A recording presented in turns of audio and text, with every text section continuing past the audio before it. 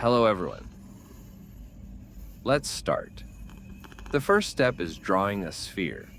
This sphere represents the upper part of the skull, from the forehead to the back of the head, and from the top down to the end of the cranium.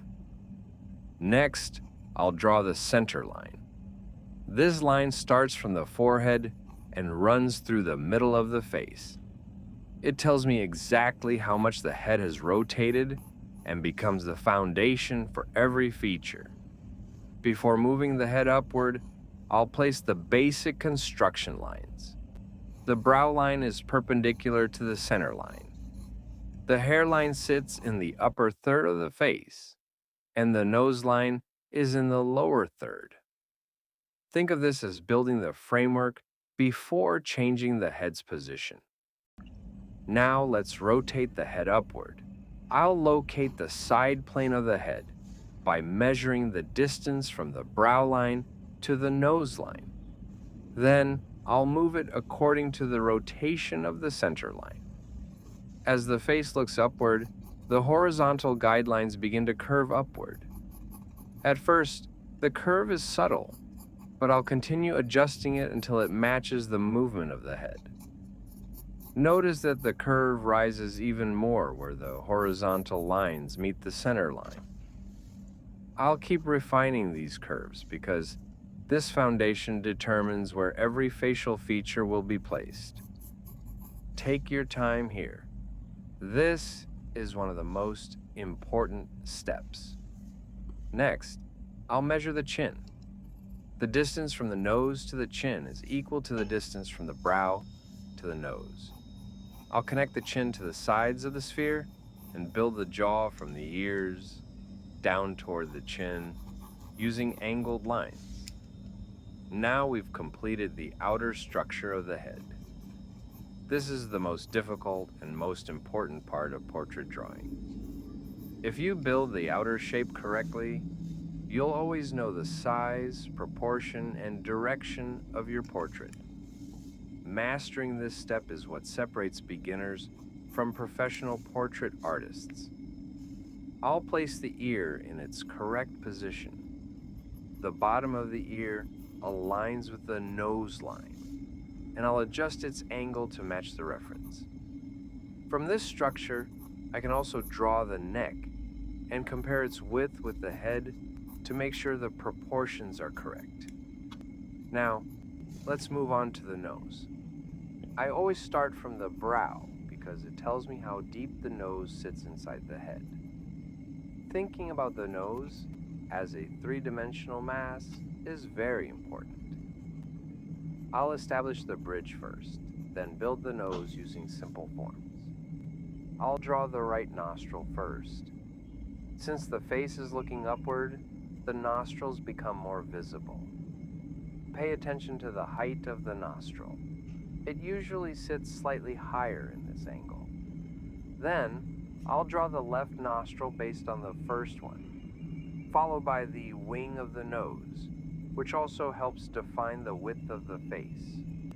I'll add a light anatomical construction over the nose to better understand its form. Next, I'll begin the right eye. I always relate the eye to the nose because the nose is my main reference. As the head tilts upward, the eyes appear closer to the nose. I'll start with the lower eyelid, establish the width of the eye, then draw the upper eyelid because it controls the opening of the eye. After that, I'll draw the iris and place the eyelashes on the thickness of the eyelid. Finally, I'll add the eyelid crease and build the eyebrow based on the eye. I'll extend a guideline parallel to the brow and nose so I can accurately position the left eye. Before drawing it, I'll complete the side of the face around the temple and ear. Then, I'll sketch the hair using simple straight lines, always checking its direction against the construction of the head. Now I'll draw the left eye. I'll begin by extending a line from the edge of the nose wing to locate the tear duct. Then I'll draw the tear duct, the lower eyelid, and the upper eyelid from the inside outward. I'll add the eyelid thickness, place the eyelashes, draw the iris, and carefully adjust the direction of the gaze. Finally, I'll draw the eyebrow and compare it with the other eyebrow to maintain symmetry. The last facial feature is the mouth. I'll measure its position relative to the nose and check its width carefully. Because the face is looking upward, the upper lip appears larger and more visible. I'll pay close attention to the relationship between the upper and lower lips and the distance from the lower lip to the chin. After finishing the mouth, I'll complete the remaining contours around the nose and mouth, make final adjustments to the jaw, and refine its angle and shape.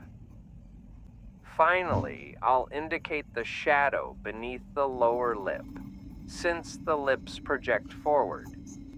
Then add the main shadow shapes on the neck to reinforce the upward angle. And that's it. We successfully built a portrait looking upward using the Loomis method. Remember, great portraits don't begin with details. They begin with solid construction.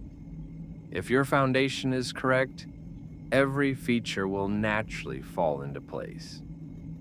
Thank you so much for watching. If you enjoyed this lesson, don't forget to like the video, subscribe to the channel, and share your drawing in the comments. I'll see you in the next tutorial.